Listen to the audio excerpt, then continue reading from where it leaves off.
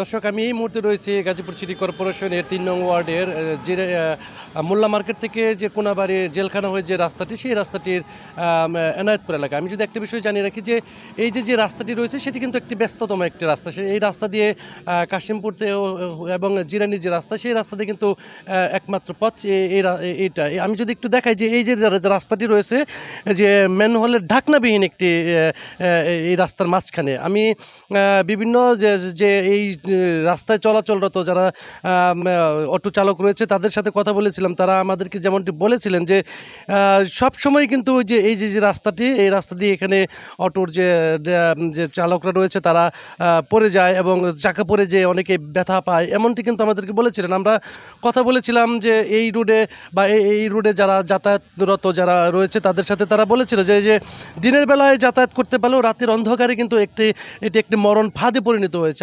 আমাদেরকে এমনটি বলেছিলেন। কিন্তু এই যে রাস্তাটি রয়েছে, এই রাস্তায় যাতায়াতরত সাধারণ যাত্রীরা, আমরা যদি একটা বিষয় জানিয়ে রাখি যে এই একটি রাস্তা কিন্তু একটি ব্যস্ততম একটি রাস্তা।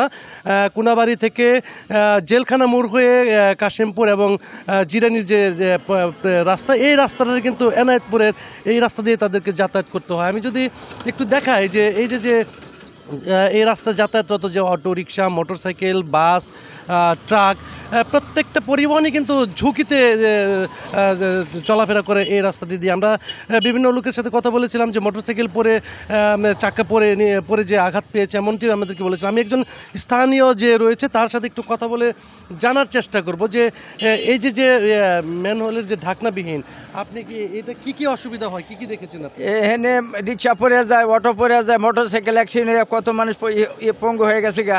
আমরা এক ফির এনে মানে 8 মিলি রড দিয়া ঢাকনা করে দিয়েছিলাম, জ্বালাই দেওয়া, তারপরও সেটা ডাইবা যাইয়া পরে গেছে। পরে এই অবস্থা এনে হইতেছে। কি চান আপনি?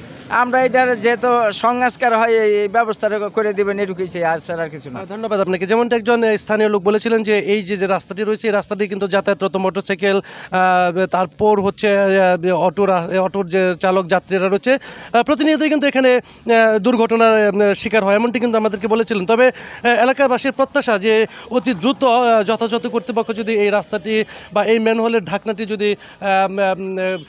ফ্ল্যাপ করে দেয় বা এটা যদি সংস্কার করে দেয়, তাহলে এই যে রাস্তাটি রয়েছে, রাস্তায় যাতায়াতরত সকল ধরনের যে পরিবহন রয়েছে তারা একটু স্বস্তিতে যাতায়াত করবে, এমনটি প্রত্যাশা করছেন।